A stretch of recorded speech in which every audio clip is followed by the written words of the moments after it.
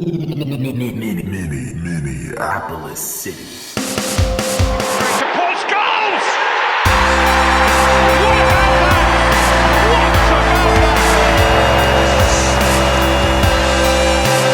The People's Pitch Podcast, brought to you by Summit Brewing Company.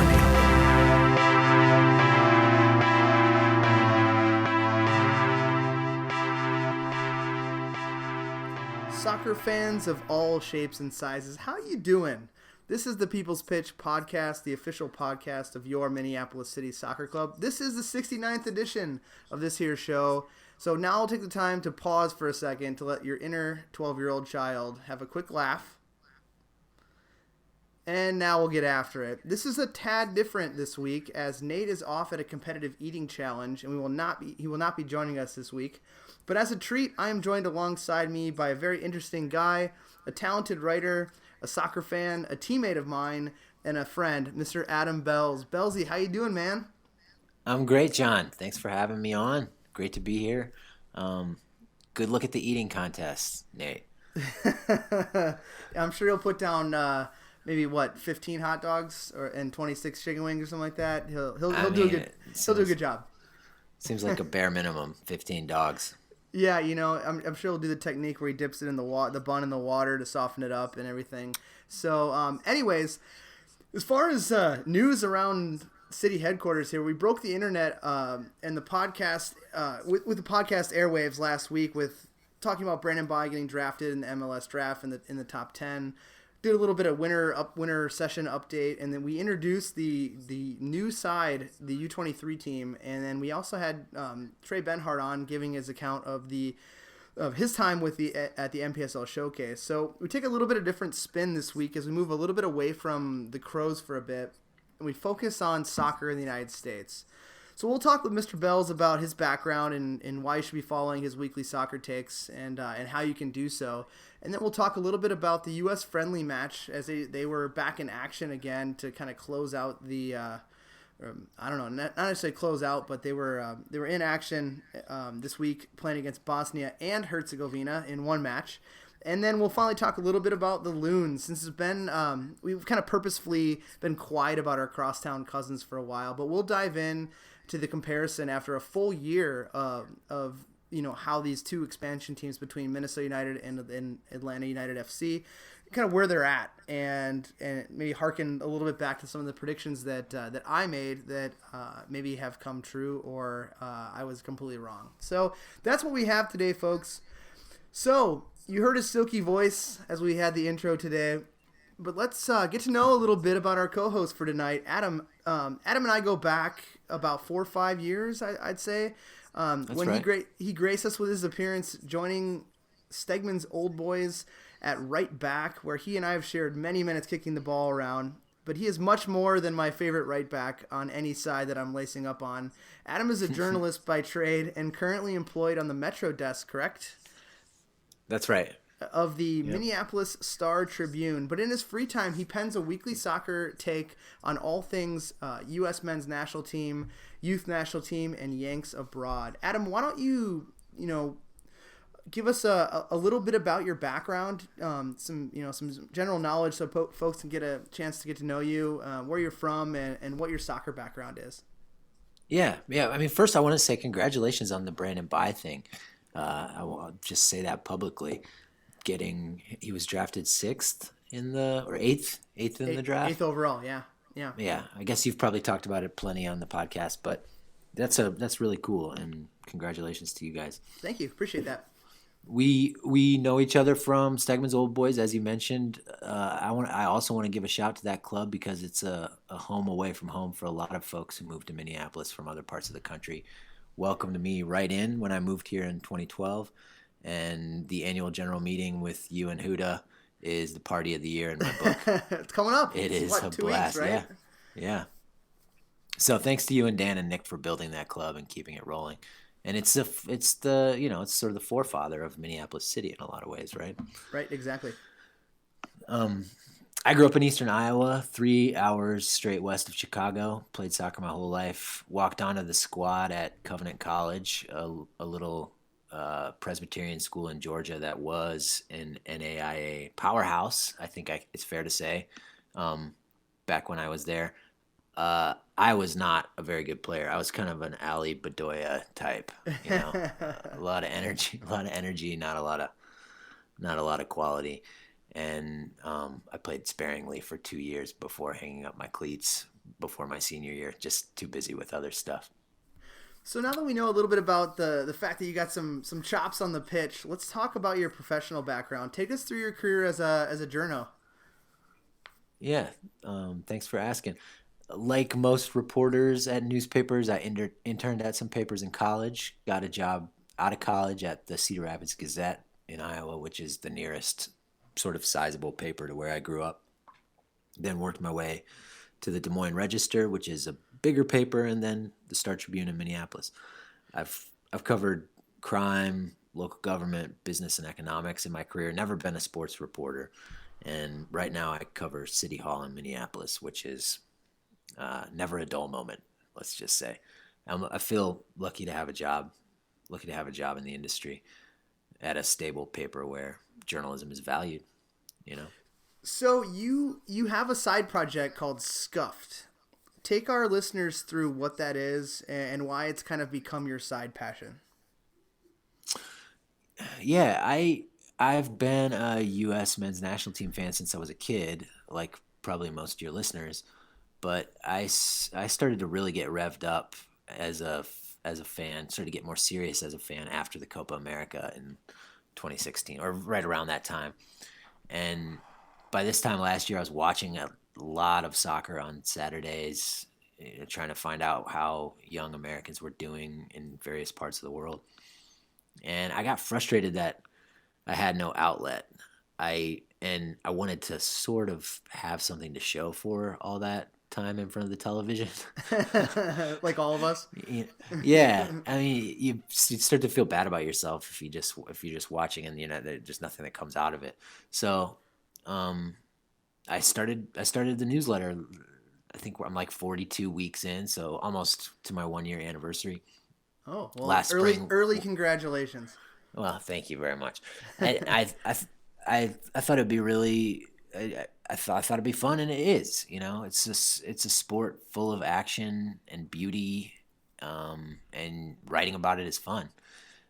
And since I'm basically writing just my own observations and analysis, I can really cut loose and enjoy that freedom. It's very different from my daily newspaper writing, which for good reasons has a lot more constraints to it. Right. Day job's a day job, right? Yeah, you get, I can write something harsh about Dave Sarachan and nobody cares, right? I can't write something harsh about somebody at City Hall because it's a Right. real person that I have to see. I mean, Right. It has to be very carefully written, Right. So do you get a lot of traction with Scuffed? I know it's in its infancy. You mentioned it's almost a year. But how's the response been thus far? It's still pretty modest, but it's gotten more traction since I started cutting highlight videos of Americans playing abroad, which I started doing in like September. And I linked to those videos in the letter. It's kind of the only way you can get to them, unless somebody who gets the letter shares the link with somebody else. Mm-hmm. And I've gotten some good shouts from Daryl Grove at the Total Soccer Show. I'm a big fan of their show, and he's a fan of the newsletter, and that's given me some exposure to the national sort of soccer community I wouldn't have gotten otherwise. Lately, I've gotten more traction on Twitter than with the newsletter. People love GIFs of players doing stuff, and I try to drive folks from Twitter to my newsletter, but I don't want to be obnoxious about it.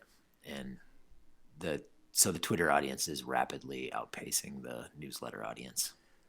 So do you kind of feel that by going having you on today and your connection with Total Soccer Show that's going to be kind of your main traffic driver, or is there anything else that you're doing that could promote more of a listener audience? Yeah, it's a good question. I'm not the marketing genius that you and Dan and Nick are, but I'm not stressing out about it. You know, it's a side project, and I really enjoy it.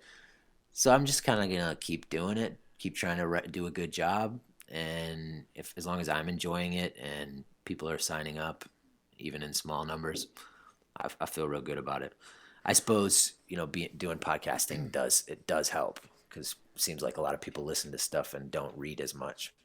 Right, right. Well, it's a the spoken word is a good driver to the written word we found, and I fully Really? hope that that this appearance with us will help kind of get some cross promotion, so you can people can kind of get your take on things, and that we can help promote the work that you put into it, because talking about soccer and more soccer is awesome for everyone. So I'm really glad that you do what you do, and I'm really glad that you're on with us. So now that we know that Adam is cool and he's one of us, which is why we had him sit in for Nate this week.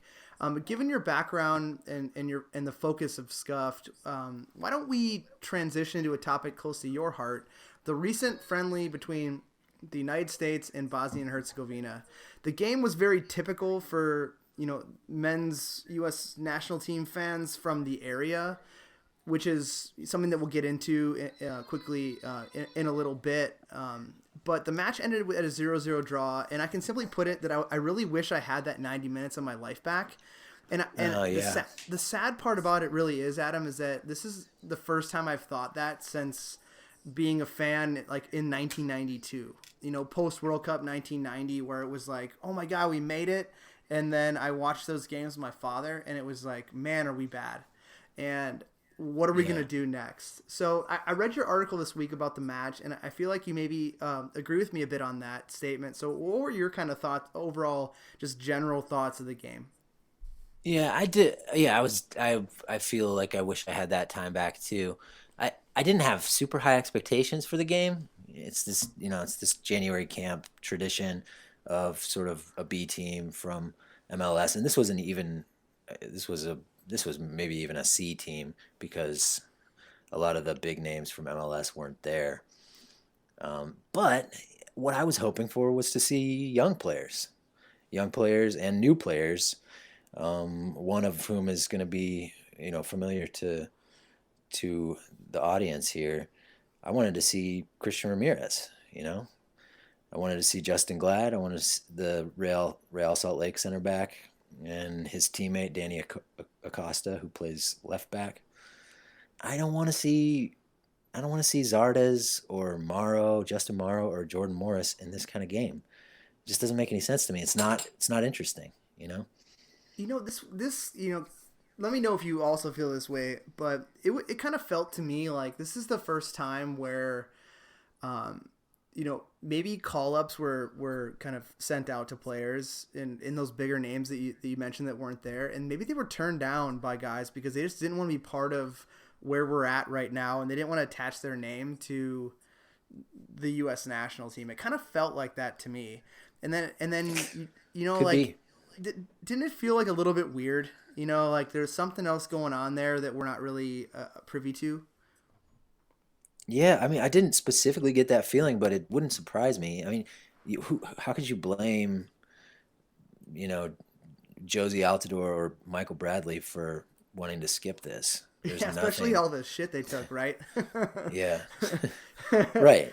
Like it just felt weird to me, and I was like, man, like, are we at that point right now where a call up to play for your country doesn't mean like what it used to, and it should never be that way, but it kind of felt like that way to me a little bit. Yeah, I mean, I guess I just put it in the category of it's absolute bottom in terms of meaninglessness. For a friendly, there's no competitive matches until CONCACAF Nations League, Yeah. which comes up in the fall. I'm not even sure I'm not even sure the U.S. is going to be playing in the early rounds of that. So it could be, the Gold Cup is like the next big thing in 2019. There's no reason for players who have to get ready for the season to spend time here. So all the more reason, why not bring in young guys who are enthusiastic, which they did. They brought in some for the camp. Why not cap them? give them a chance to play and show what they have, and give the fans something to be excited about. No, we didn't do that. Acosta, Glad, and Ramirez didn't even dress for the Right. match, and Zardes. I mean, I know I already said it, but Zardes, Morrow, and Morris. There's no reason to give them. They should be with their clubs trying to get, particularly Zardes and Morris. They should be with their clubs trying to get ready for the season so they can be successful with their club, with their team. They've both had very bad runs of form lately. Well, So and it just Zardes doesn't make was any sense to me. and Zardes was just traded to Columbus, so it's like he has no chance to get in with his teammates in the beginning of camp because he's out playing left wing for the United States and having like terrible first touches as he's kind of accustomed to, and like you're right. It's just like it just didn't seem like this was like well thought through, and it was kind of just thrown together. So let's talk a little bit about. I heard let me real quick. I heard the theory that from some places that Sarakin, the interim manager, has a belief that he can win the job permanently. There's no way. Well, yeah, which is laughable, but right. it does. If that is in fact true, then that would explain why he's like, oh, I'm going to go with my old hands and try to get the win here, show everybody how great I am. I mean, it's ridiculous when it comes out of my mouth like that, but it's like the total definition of lame duck coach that like they say in like the NFL, where a guy's like already fired before the season's over and he has to finish it out. It was the exact same way. Well, let's talk a little bit about team selection, because we're kind of organically moving into that. So everyone in Minnesota kind of went batshit crazy on social media when Christian Ramirez, as you mentioned, was left out of the squad. Do you feel like this was justified? Was a justified camp roster, given that the preseason is happening in the MLS? I mean, we talked about it a little bit, but maybe dive in a little bit more. Well, I'm sure I'll find a lot of agreement out there when I say I really wanted to see Ramirez in the starting 11. I put him in my projected starting 11, or my sort of wish list starting 11, because we've seen all the other guys.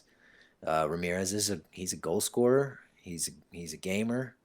He scores goals in lots of different ways. His hold-up play is above average. I mean, it's not like striker is a position of strength for the U.S. right now. We don't really have. I mean, Altidor's good on his day, but he's not great. He's not like a top striker, and so we don't have anybody that's that good. Why not give Ramirez a shot at it? Right, and we I was really disappointed in that. We kind of did that with what's his name from Orlando City, who dropped out of Dwyer, who dropped out of camp. Like when he became a naturalized citizen, it was like he was in the first camp right after, and he was given a shot. He scored a goal. Like this would have been kind of tailor made for a guy like Christian Ramirez. But now there's thoughts that maybe Colombia is going to come in and snap him up and give him a chance. Maybe that doesn't come true, but it could come true, and then that happens. And then we lose another player that might be able to somehow contribute to our country's side. So with keeping along the topic of Ramirez, knowing that he was left out of the side, and the staff had an eye into kind of what made that decision. But my early indications are to kind of like put a little bit of the angst and the anger to rest that's out there. Perhaps he was just outperformed in training over the past 3 weeks. I feel like people don't take that into consideration, that they're just so tied to him because he's from here. And I mean, he seems, like you mentioned, he seems to be that gamer type of player who might perform better when the lights are turned on rather than in training. And, he scores his goals on the bigger stage, but doesn't put in the work on the little things. But I don't necessarily know if that's true either. Would you agree? Yeah, I mean, who knows what happened in training? It could be that he was completely outclassed by the other strikers. It seems hard. It's hard to believe, honestly. And you earn these call-ups by your performance for your club, for your team. That's why you get the call-up in the first place. So I don't know. Do national team coaches say, this guy didn't run laps hard enough, so we're not going to give him any minutes? Right. I mean, it just seems ridiculous. Maybe he wasn't. Maybe he just wasn't gelling. on the training pitch. Could be. Yeah, I mean, Juan Agudalo was in camp, and ever since he scored his first goal in South Africa, everyone's kind of been like, well, everyone at the time was like, oh my God, we have the next great striker. He's 17 years old. His upside is huge, and then you fast forward to now, and you're like, I do not want to see that guy ever again wearing a U.S. national team jersey. So I think it kind of puts a bow on this whole topic of Ramirez. That I feel like there's probably something that went into the decision, as maybe less with a guy like Glad. Like I think that he the center back pairing of Zimmerman and what's his name Opara. Like I don't have anything bad to say about that selection, but you would have liked to see Glad in there. But anyways, don't want to digress. Just give him 45 minutes. Right. Give Glad 45 minutes, or give Ramirez 45 minutes. Right, or give Ramirez like 20 minutes. Just cap time and see what he's got, and then you don't have to invite him back in the future if it doesn't work out, but at least give him a shot. But I think it kind of goes back to that kind of lame duck coaching effort. Even though you mentioned that Sarakin thinks he can win the job, and that's laughable. That's laughable. Yeah. I don't know if he thinks that, but it would explain. It would be one plausible theory for his selections. Right. So all that other stuff aside, let's get into the run of play. Adam, why don't you take us through what your thoughts were of the first half? Yeah, it was just awful. I don't know how much there is to say. No creative spark. Morris and Zardes bumbling on the wings. I thought the midfield was kind of a cluster, even though I was happy to see Tyler Adams get a start there. Matt Polster I thought he had kind of a nice influence on the ball at right back at first, but then his defending was pretty bad. And overall, I thought it was a chore. It was a chore to watch. It really was. Yeah. So you mentioned Tyler Adams. Excuse me. I thought he didn't play very well. I agree. I was out of all the Will Trapp too. You mentioned the midfield in general. It was a cluster. Like I felt that there was no cohesiveness, and it seemed like there was no one who, even though Will Trapp's a great player, by the way. Never going to be on the the top tier A squad list, but definitely a serviceable center midfielder, much like a Dax McCarty. That they'll come in and do a job for you. But I just never thought that, even though he was the captain, that he kind of took charge of the midfield and like organized it. And you could tell because Tyler Adams was just like a chicken with his head cut off running around, and I've seen him play for New York, and it's totally different. And I was just super disappointed in his run of play. Yeah, I was too. I thought he looked a little better in the second half when. Well, I don't know if you want to get to the second half yet, but I thought Adams looked a little better in the second half when he dropped deeper and was sort of had the game in front of him. Yeah, I think his problem is he's not quite there. He's only 18, so he's got time to develop, but he's not quite there at the sort of like 360-degree sensibility that a good central midfielder needs. And you could probably speak to that more than I can, since that's your position. But the ability to receive the ball in traffic, turn, pull a trick, and then play the ball in a productive way. He's just not quite there, I don't think. Yeah, but before we get into second half thoughts, but why do you think a guy like Weston McKennie is at the same age able to do that when he played in his first cap with the United States versus what Tyler Adams showed against basically a even worse side than what Weston McKennie faced? I don't know, man. What made Van Gogh a great painter? It's I think it's a lot of it is natural, that ability, and of course McKennie is training as a central midfielder every day in one of the great academies in Europe at Schalke, or has been for the last year and a half. whereas Tyler Adams plays a lot of wing back for New York and does, he's awesome at that job. Right. Right. So I think that it's No. a combination of natural talent and training at this point. I mean, I want to hear your thoughts on that. I mean, how hard is it to consistently receive the ball in the middle of the field and do something productive with it? It's a good question. I mean, my line of questioning for you was more my feeble attempt to pull out of you that the guys who train in Europe at that age are actually more prepared at the international level. Yeah, I agree. Yeah. But I just don't want to go around crapping on MLS. I'm like, well, we'll have plenty of opportunity for me to do that in a little bit. But from a positional standpoint, in my experience, I was never a fully capped international by any means, but I thought you were. No. I had aspirations of that at one point in my life, but those quickly fizzled out. But as far as just generally playing in a crowded area on the field in the middle, you mentioned it a little bit with Tyler that he dropped back in more to find the game, where in the first half he kind of let the game dictate what he was doing. And that's something that you just learn through time, where he was running around trying to cut off passing lanes that he really shouldn't have. And then when we won the ball, he was out of position, and then he just didn't have the wherewithal to quickly get into position when we had possession. So it was just kind of a mess. And I believe it. You talked about his upside, and he's young.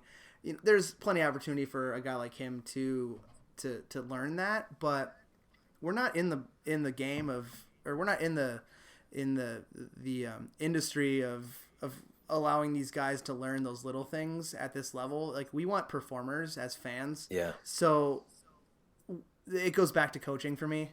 Like, why would you not bring in, someone like even like a guy like Alejandro Bedoya would have, this game was kind of tailor-made for someone like him to play in the midfield, where he's played at a high level. He would have been able to help organize things, I believe.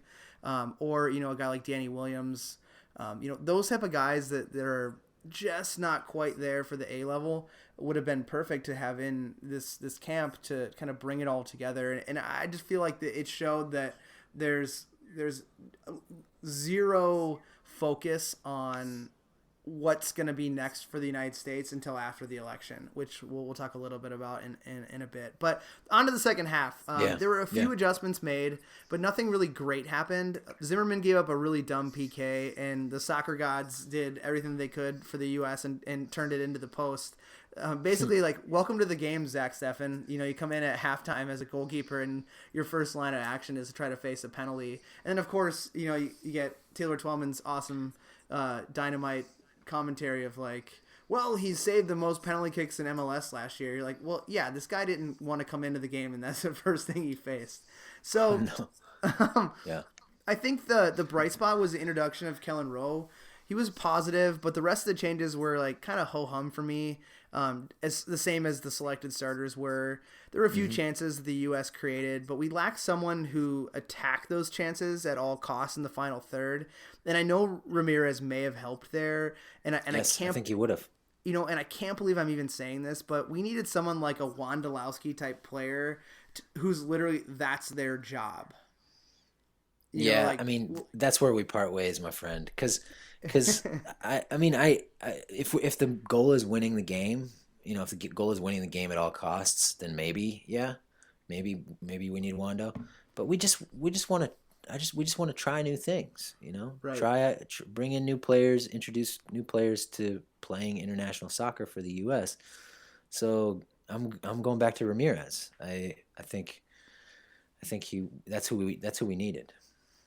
I mean, Right. I'll let you finish. I'll let you finish your Wando thought. Sorry for the interruption. No, that's okay. I for the fact checkers out there, I did say a Wondolowski type player, not necessarily Okay. Chris Wondolowski. Okay. That guy's pretty much been dead to me since the World Cup.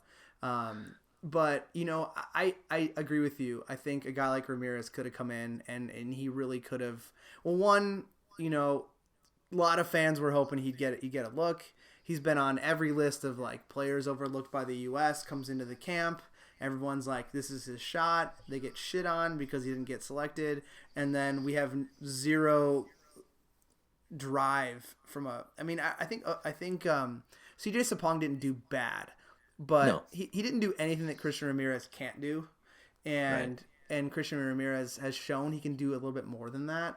So, to kind of put a bow on it, we just lacked that attacking option, Like, there were so many opportunities in the first half, and then they kind of continued in the second half where it was like, great, but, like, what are you going to do in front of the goal? We were building up play, and we were starting to get in a rhythm of passing, and then it would be like all of a sudden it's, all of a sudden it's just a complete wet fart where the finishing needed to happen, and a guy like Ramirez could have maybe done that. So, I'll agree with the folks from Minnesota who are all up in arms about him not playing. I agree with you, but I also disagree with you that maybe something else had to be kind of in the mix of his performance. We have to take that into consideration, but I kind of feel like he could have done better.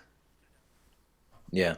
And I agree with you while we're in the spirit of agreement, I agree with you that Kellen Rowe was the positive sort of bright spot in the match. He's a good player. Yeah, he is. He's fun to watch. A lot of the chances, 2 or 3 good goal scoring chances came directly from his feet. And I was going to say came directly from his hand, but that's not exactly right. Can't use your hands at him. That's like number one rule. You can't use your hands. That's a rule. Yeah. And I would have liked to see, going briefly back to the midfield discussion, I would have liked to see Rowe playing as like a 10 in that 3-man midfield. Could have done worse. Yeah. But anyway, who cares? Who cares when it all comes down to it? Right. So do you have any other, final thoughts of the game? No, just I'm excited to move on to sort of like what this presidential election means. Just a brief discussion of that, because I think that the game just shows that we're in purgatory, right, ninth ring of hell kind of stuff with Saracen, and we gotta let's just move on. I'm anxious for that to happen. Well, I have a quick question for you before you finish here. Could anyone else in the system been promoted as like the interim manager and done a better job than him? Like, anyone come to mind to you? Yes, Tab Ramos does, but the word on the street is he didn't want the interim tag. Right. He wanted and why would he? To be permanent. Yeah. Right. I don't know if there's anybody else. Does anybody come to mind for you? Not really. I was hoping that you would say someone besides Tab Ramos, then I would be like, yeah, I totally agree with you. Yeah, it's such a shitty job, right? To take right now. So I guess in that sense, I sympathize with Saracen, because who wants to be the interim coach of this listless, inactive national team? Right. I don't know who would want that. You're right. We'll talk a little bit about, the presidential election, maybe a little bit. Yeah. I mean, I'm no expert. I guess my main point is just a point I've already made, which is I'll be glad when we have a new president, whoever that is, because we can start moving toward having a technical director or general manager, whatever that ends up being called. Excuse me. And then a coach. And then we can start to move forward, and we can start putting some of this. I think there's a lot of excitement in the player pool. There's a lot of young talent out there. We don't have to nerd out on all of it, but we do have more young talent succeeding in professional soccer than ever before. I think it's fair to say there are like six high level contributors to first teams in Europe under the age of 20 or 20 and under right now, which is like child's play for a nation like Brazil or Argentina, of course. But we are not Brazil or Argentina. We're the U.S. And the last time we had multiple teenagers contributing to their clubs, it was Landon Donovan and DeMarcus Beasley. Right, and Bobby they were both in the Convey. MLS. I mean, yeah, and Was Convey a teenager when he broke through? Yep, Convey. You had O'Brien. You had a young Bocanegra, who we'll talk a little bit more at length in a bit.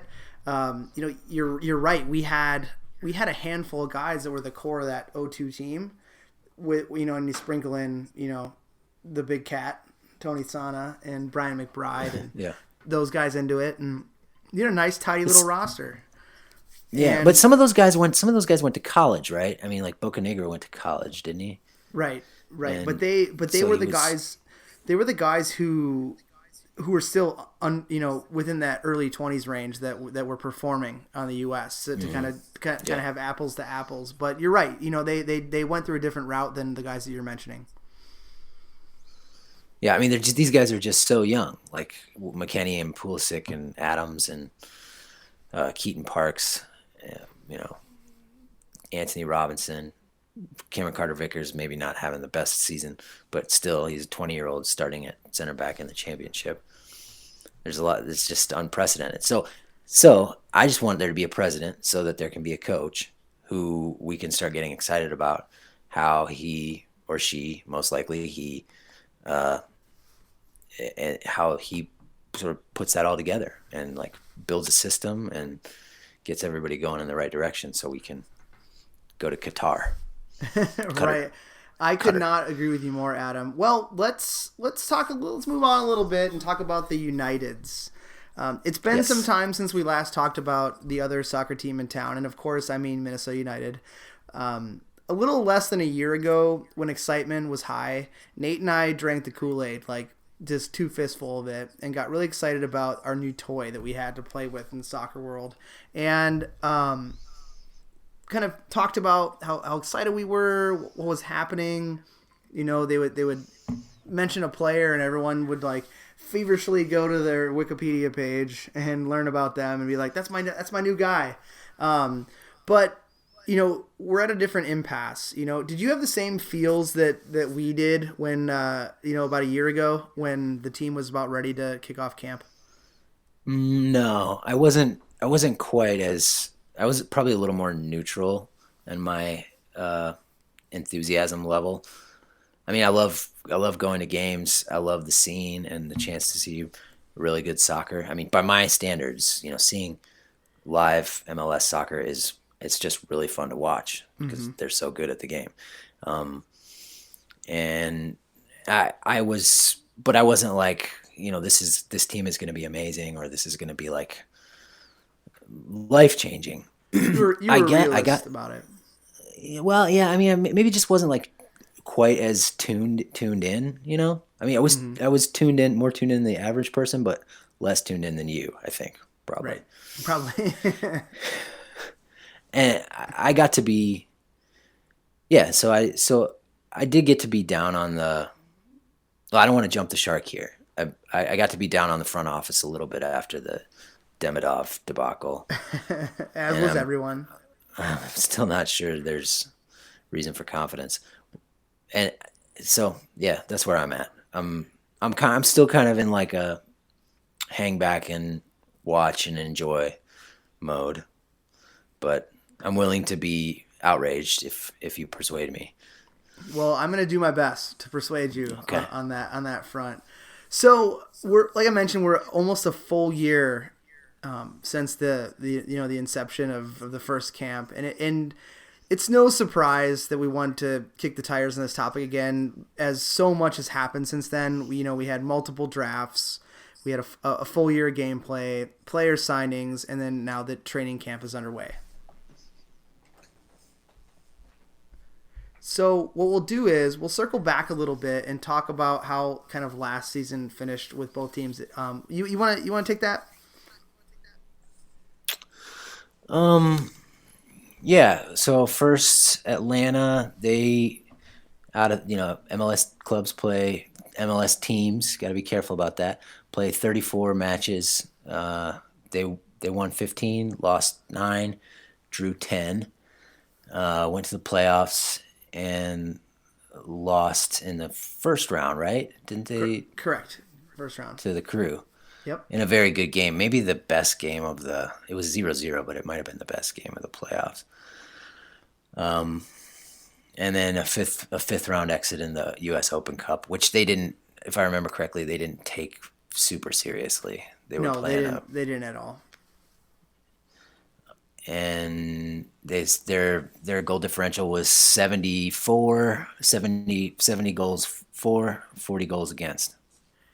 By contrast, Minnesota United won 10, lost 18, drew 6. Obviously did not go to the playoffs and made it to the fourth round of the U.S. Open Cup. 47 goals for, 70 goals against. So And almost a full juxtaposition, really. Yeah, really. Yeah. And attendance figures, of course, were like out of this world for Atlanta, 48,200 average, with a record high of 71,874, which is just amazing. Right.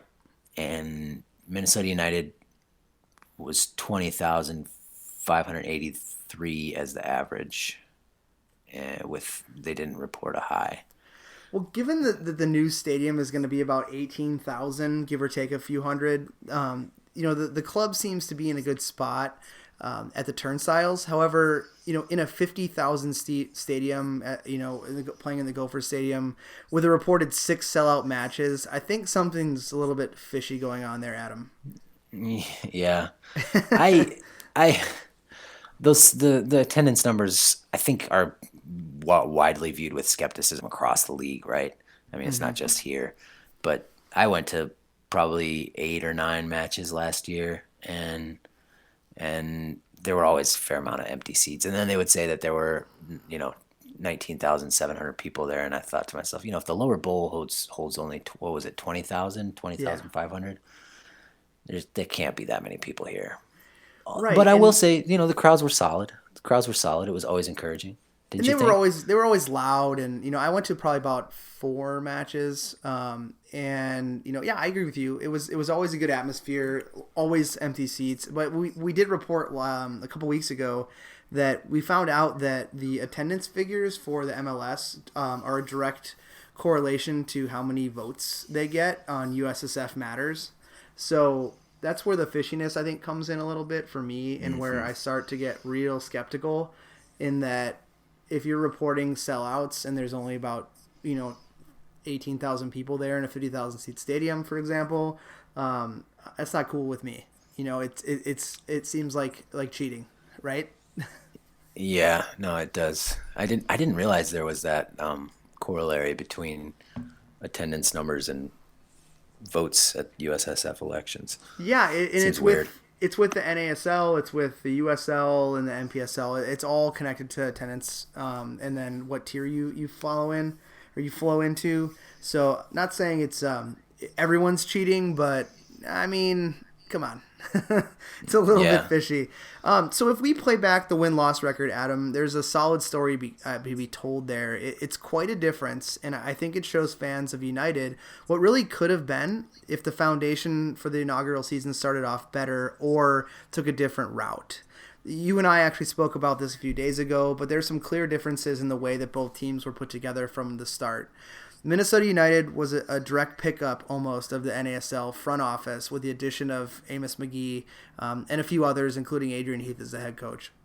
They relied heavily on kind of some fanfare signings when really only 2 or 3 of those guys panned out. And, you can kind of throw a half person in there with Ibarra, but, most of the guys, outside of Ramirez and maybe Coleman, I don't really see any of the other kind of fan favorite NASL signings really doing much for United last year. We talked a little bit about Ibsen. He's not a fanfare type signing. A lot of people don't like his play. You and I agree that he's a good player and he brought a lot to the team, but by and large the initial signings of kind of the in quotes, homegrown players from the NASL team failed. They missed out on most of their first draft, including the expansion draft and the MLS Super Draft. A lot of people say Dunlandi did well, but the only reason why Dunlandi was on the field is because Ramirez got injured, really. there's no place in the system that Heath runs for 2 target forwards, and what are you going to do with a guy who's fresh out of college versus a guy who's proven at a pro level already? So I think another failure there. They missed on free agent signings. We talked about Demidov, but I mean, there's plenty of other free agent signings that they had. I'm a big fan of Rasmus Schuler. I think he's a good soccer player, and I've seen him succeed at, outside of United when he was on loan back in his home country, as well as playing for his national team. But not really many, even Nicholson, who came in with, kind of an out of favor winger for, a mid-level team in Scotland. It was like, why should I get excited for that? And then, they didn't hit on, really anyone outside of trades. They relied heavily on trades. They did bring in Boxhall as a center back, but that was kind of a panic signing because they only had 11 healthy players because they didn't have a reserve system. So that was weird in its own right. But they relied heavily on trades, and I think that's really the only route that worked for them. I think we differ a little bit on a few of these guys. I think that bringing Birch in was a good move. They didn't bring Tiasan in through trade. He was one of the free agent signings that did hit. And played fairly well. But you had Cronin, you had Ethan Finley, you had Molino, and you had Shuttlesworth. Were kind of the bright spots. Yeah, I mean, I like Molino a lot. When he's on his game, he's really fun to watch and creative. And I do differ with you a little bit on Don Lottie. I mean, he's not really a target forward, so he's not exactly the same kind of player as Ramirez. And I mean, don't get me wrong, he missed a lot of chances last year. Mm-hmm. He's not like straight up clinical or anything. But for a rookie to score 8 goals, I think he had 8 goals. Yep, he had 8 goals. Is pretty good. And he's kind of like maybe more of an inverted winger or something. Cutting in from wide. I don't know. I mean, I can't really disagree with you when your general drift is like they should have done better from the front office at the beginning of the franchise. Mm-hmm. I don't think there's any doubt about that. I mean, the Demidov signing was famously bad. It kind of goes down in that whole the NFL top draft pick who's a bust. It was just a bad move, and he's like Ryan Leaf. He was like Ryan Leaf, except he had no hype about him. It's like signing somebody with no hype who's also very bad. It's like signing your mechanic. Wah, wah. Right, like in between, the guys who are putting the roof on your house or kicking a ball around during lunch break, and you sign one of them to a professional contract. Yeah, the roofer. Just grab one of those roofers and bring him in. Right. So I mentioned, I feel that this is a situation where through trades, the coach had more of a say when it comes to those players, because it was kind of like, go out and get me this type of player that he needed, versus maybe the sporting director going out alone and bringing back guys for him to choose from. And I would say this smells of Adrian Heath being the driver behind most of the good talent on the roster after he arrived and acquired through those trades. Would you agree? I hadn't thought of it that way, but as you explain it, it makes a lot of sense. I'm a fan of Ibsen. And you mentioned that you talked about that a little bit earlier. I'm a fan of his, and that's a Manny Lagos decision, right? I mean, to bring him in the first place and keep him on. So I'm not gonna say that nothing good has come of Manny's decisions, but yeah, if all those guys we talked about earlier all came via trade, and Demidov, and who are the other big busts? There was a goalkeeper who got injured and didn't really work out, right? Oh yeah, Alvbeg, the Scandinavian goalie. Yeah. Yep, him. There was, pretty much everyone from the expansion draft outside of Mo Saeed, who they traded to get Kevin Molino, which was a good move. Going back to the trades. And Kevin Molino is an Adrian Heath guy from his days at Orlando City. So it's like, it all starts adding up to me that the driving factor behind the success of any of the success the team had last year was through trade. And that was Adrian Heath's doing. So I mean, how does it work? Doesn't Adrian Heath have a lot of input with Lagos? Well, I mean, yes, in theory that should be it. But from everyone that I know that has more kind of an inside look into either the franchise or who has worked with Adrian Heath, I have a really good friend of mine who worked with the youth academy at Orlando City for a while Adrian Heath was there. And basically what I'm hearing is that Adrian Heath is a very hands-on, I want my type of guys in. And from what I hear and know about Manny Lagos, he's more of a cut from the same cloth. I want my guys in. I want to make the decisions. I'm in charge. And that has to be a recipe for a little bit of a disaster, which I think is brewing right now. But even if you go back to the draft class, it also of this year, it also smells more of Adrian Heath and less of Amos and Manny. Going with an underage striker, from Indiana, who is, I think, light years away from proving at this level.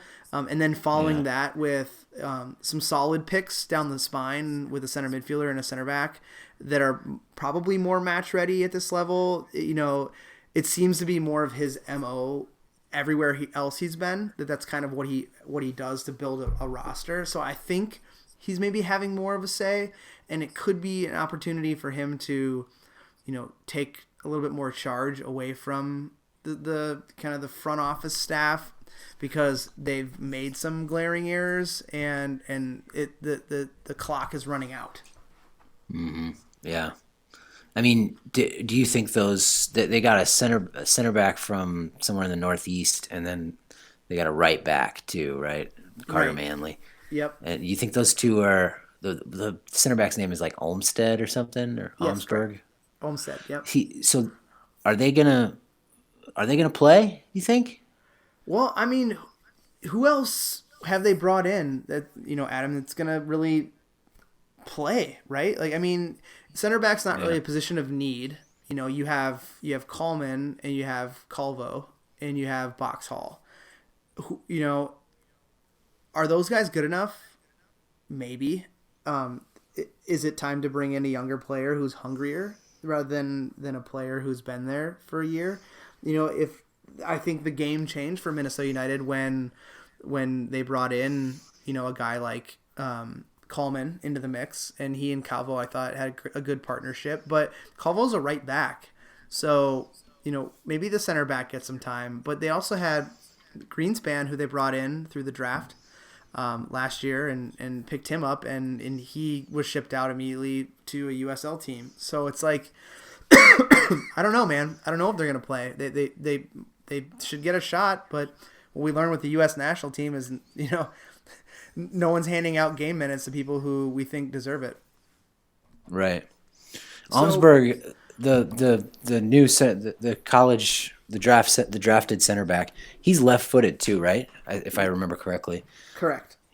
So best case scenario, he's really good, and outperforms, and then Calvo can play left back. I guess you're kind of on the Mark Birch. You're on the Mark Birch train, aren't you?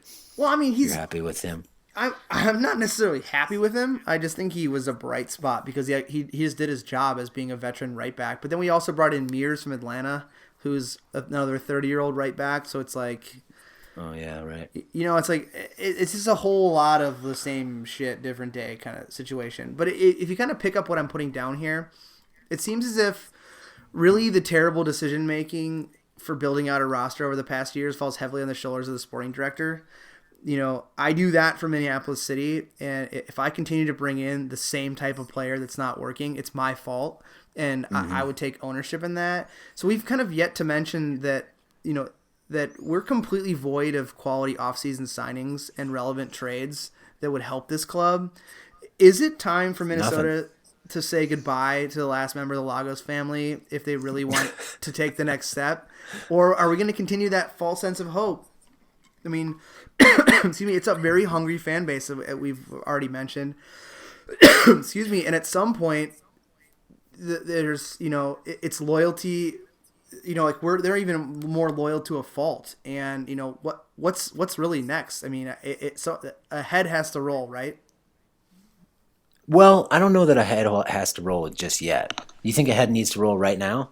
I mean, soon. If the season starts out slow, like it did last year, and they're giving up like 5 and 6 goals a game, and not scoring any, I think you have to make a move. You have to. You're going to start losing the fans that you have that are real loyalists if you don't make a decision. Because and I'll talk a little bit more about it in a little bit, but I just feel as if everything's done behind closed doors with this club, and there's no transparency. Like, hey, we're not going to be good for a couple years because we're going to try something our way. I would much rather hear that than see the same shit happen over and over and over again. Because you're like, what are you doing? Like, it's literally your job to make the team better, and you're taking steps back with your decision making.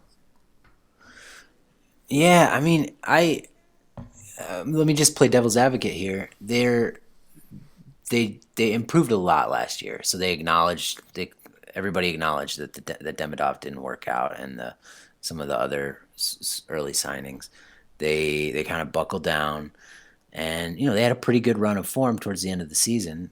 What were they like? 6 or 8 points off the playoff line, which is a low bar in MLS, no doubt. But they weren't the worst team in the league, right. And it was their first season, and they got started pretty late. So why not give Manny Lagos another, and Adrian Heath, the whole kit and caboodle, give them another year, and see how this goes. I mean, I suppose I agree with you if they're terrible for the first 2 months of the season, then like they were right at the beginning of the 2017 season, then maybe a head does need to roll. But I mean, I doubt that's going to happen. Do you think that's going to happen? I don't know. I don't know. But why don't we do this? Why don't we shift gears to the other United in Atlanta? I've really made it no secret that Atlanta has set the new standard in this league on how to build a team. And I've always made it, again, no secret, that I feel its success last year and its moves to become more competitive in year 2. I mean, they just brought in another signing today that I think is going to help them out. Come from the top down. And it's really the work of former U.S. national team captain Carlos Bocanegra as the technical director, and what he's done and continues to do that should be really taken of note by every team, Adam. Last year on this topic, you can go back and listen if you want, that I said Atlanta would not only be the most successful expansion team out of the two of them, but they would make the playoffs in their first year. I also noted that it was Bocanegra's playing background and his experience that he had with the Rangers during their time in liquidation when they filed for bankruptcy, where as a club captain he stayed on and played for free in order to learn about the rebuilding process of a club that I think that proved so beneficial to his job currently. That this experience, both on and off the field, I believe, is something that Manny comes nowhere near close to Bocanegra. And I've yet to even mention the fact that the ownership in Atlanta has been very public about getting behind the vision that Bocanegra has. In Minnesota, too much is done behind the closed doors, as I mentioned, and a blind eye is like kind of always turned towards who's accountable for failure, with a complete lack of transparency to the fans.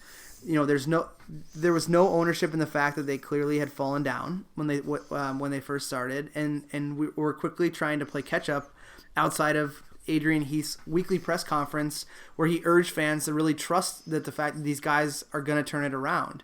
And that's great and all, but where are the sporting director and where's the owner's voice then? Yeah. So I'll stop a little bit there and before I get angry.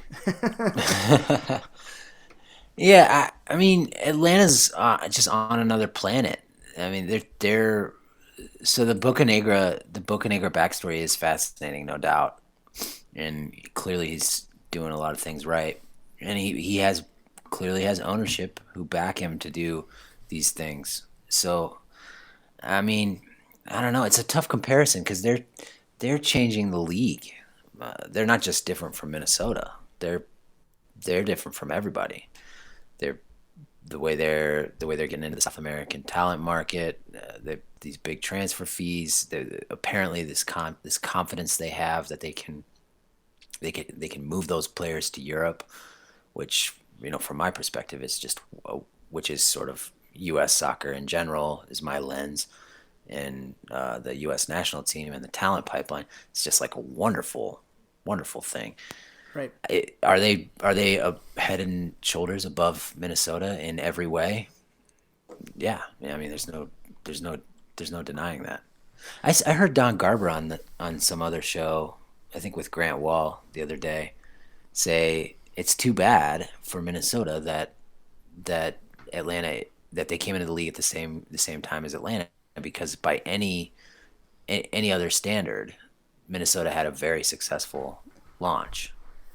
And It's so funny to hear you say that, because he basically brought Minnesota in and gave them no love and was like, all right, great, we'll have a team in Minnesota, and was all over Atlanta. Like, oh, they're gonna be so great. Their ownership's awesome. Like, they're gonna do great things for the league, and they've shown that they have. So he wasn't wrong there, but he really shit on Minnesota, and then now he's saying that kind of stuff. It's pretty funny to hear. yeah, maybe he's just trying to make up for lost time. Well, with all that said, let's look at how Atlanta began and continues to move forward. They built an MLS tested, proven backline of former U.S. national team players and international players outside of this country, as well as former MLS Cup champions. They brought in Michael Parkhorst, Greg Garza. They had Mears, Lorenowitz, and Guzan came on after his just disastrous season in Europe, but he's a good goalkeeper. And they inserted a solid international from Argentina, Leandro Gonzalez Perez. They drafted in the expansion draft Ambrose and Kane. In the super draft, they really hit on Julian Gressel. And, yeah, that was a big hit. It was a big hit. And then they brought in Robinson, who was subsequently loaned out, but is back with the club. Here's where things got good, Adam. They signed some really young South Americans, like you mentioned. The talent in Almiron, Villalba, and Martinez. And kind of let's pause here for a second to explore it a little bit more. I know you have some thought around these guys and how smart it was to bring them in for not only the present, but what their plans are maybe with those type of guys in the future. Yeah, we're seeing across the league South American youth invasion. A lot of young, around 20 years old players being signed by teams and around the league. Several. I mean, Minnesota was even chasing a kid from Cali in Colombia. I don't know. Is there any news on that? I haven't heard anything. I just know they were kind of sniffing around. Yeah, who knows if it's real or not? But I mean, Atlanta was the pioneer. I mean, not that there have never been South American talents in MLS, but young and expensive. And that was Miguel Almiron. That's right. They're really the pioneer with that. And I mean, I haven't spoken to Bocanegra about it, but the widely held assumption is that they're going to sell Almiron this summer to Europe and make a little bit of a profit. And so that people haven't been doing this until now, or haven't been trying to do this that much. And you have that happening along with the gradual relaxation of the transfer rules, like the rules on how much of a transfer revenue a team can keep. Other people understand this better than me. It's very complicated, but they've changed the rule on homegrown transfer revenue.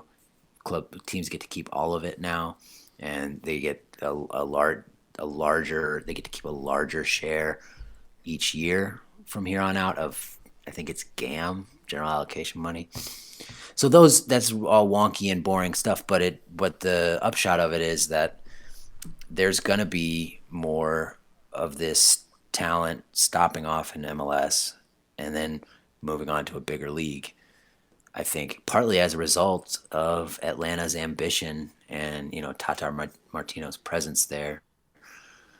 It seems to me like it's changing the league. Don't you think? I mean, I would it's 100% a new agree with paradigm. you. I would 100% agree with you, and I think it's.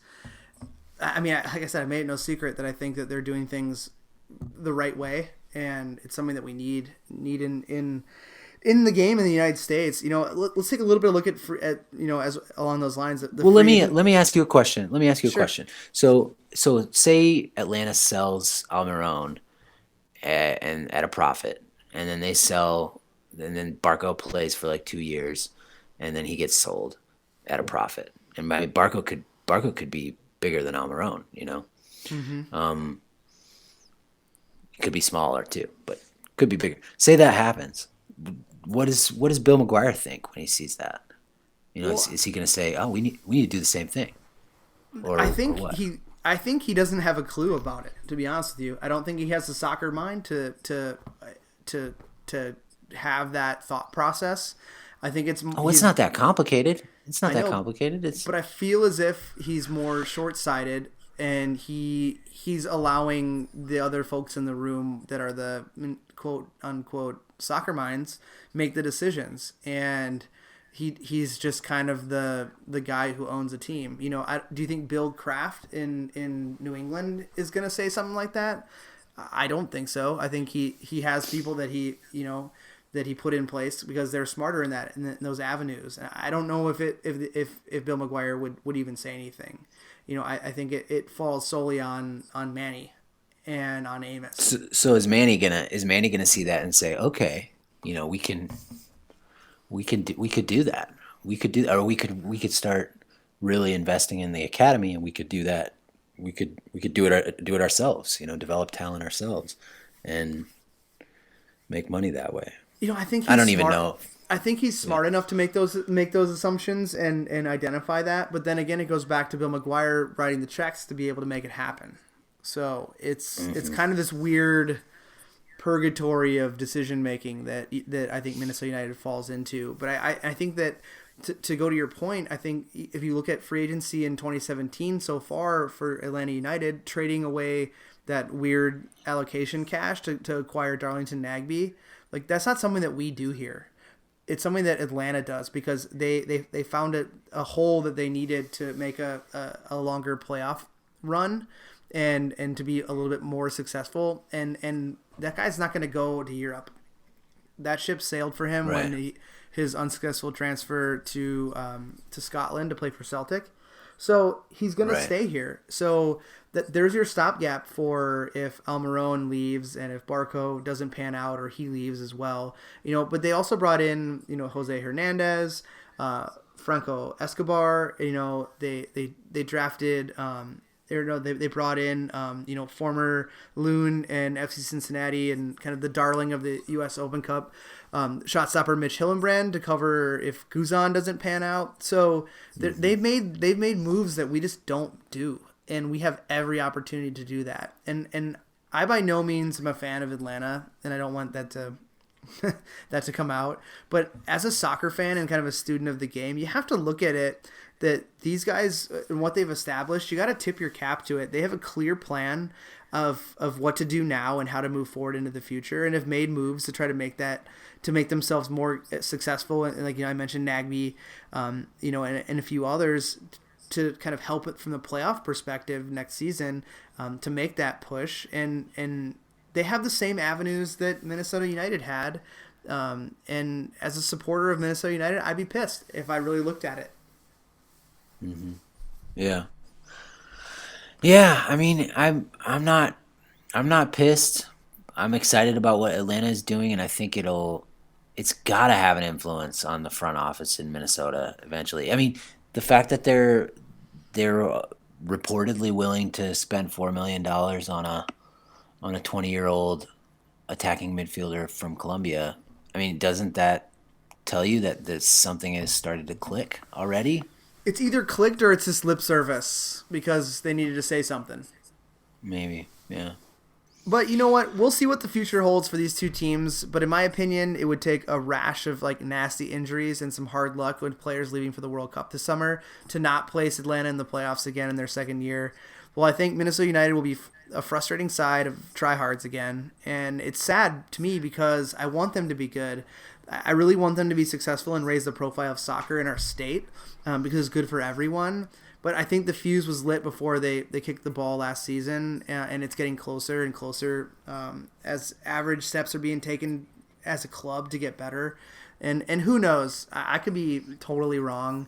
I've been wrong in the past, but it seems like a good No, you bet haven't. if I were to put money down that Minnesota United will not make the playoffs, and there'll be frustration and maybe a head will roll. Or maybe more than one head will roll, or maybe no heads will roll. Who knows?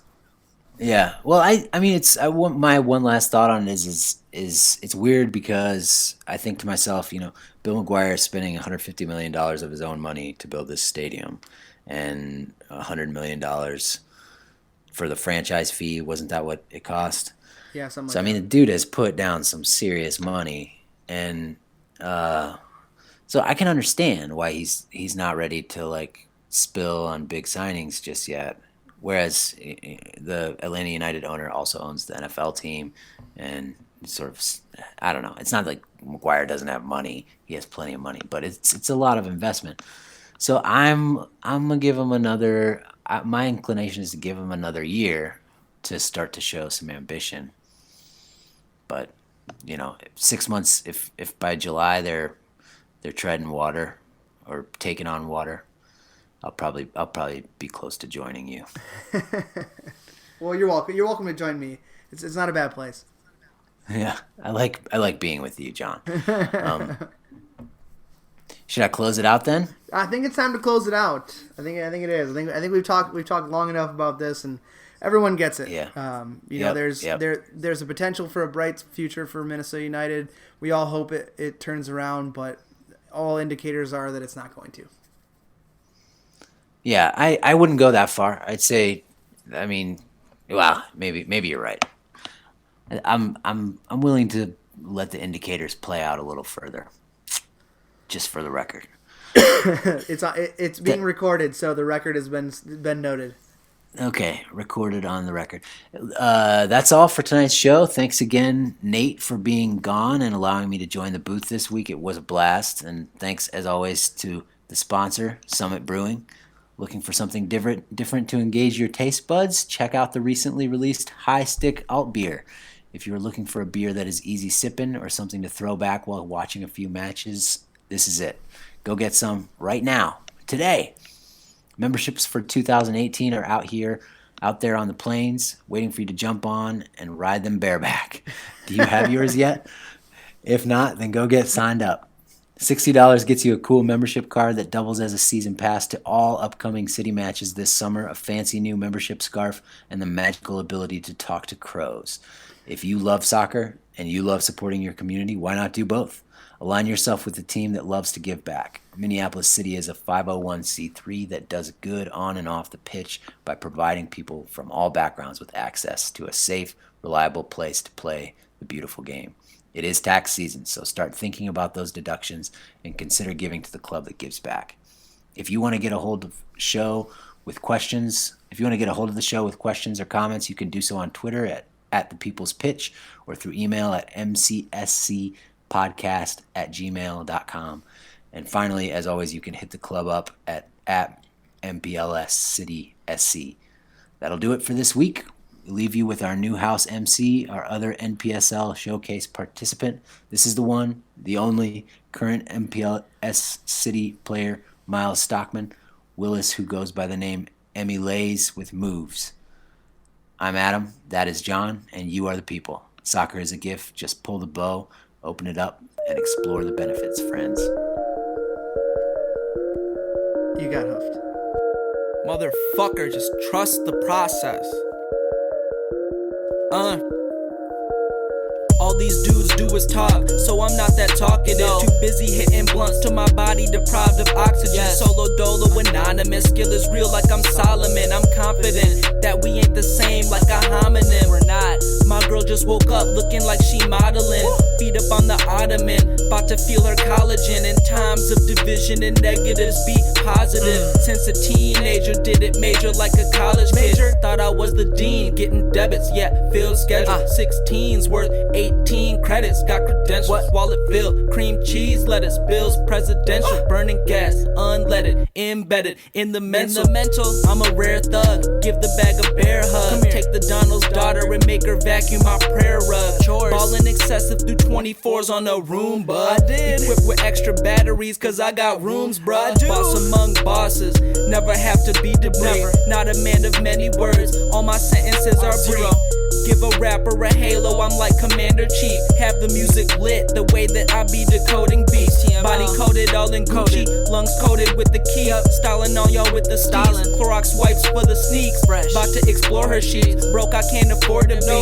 Smoking on a Christmas wreath. Wrist look like a coral reef. Valet tried to kill himself the way he suicided. I appear in the club like I'm scuba diving. Fly no autopilot, making moves in private. Treat her like I don't need her, my main bitch more like a sidekick. Can't wait to meet my maker, maybe then become the savior. Shawty thinks that I can save her cause I never shop at Savers. But the way she sucking on me, thought I was a lifesaver. Never get blue balls, only blue on me is on the paper. Soul blacker than Kodak, throw back in a throwback. Cut me down, I just grow back. Giving facts and you know that. Ride it like she on horseback, life a movie like Bojack. All this lean on me, no fat. Pimpin' shit, sipping cognac.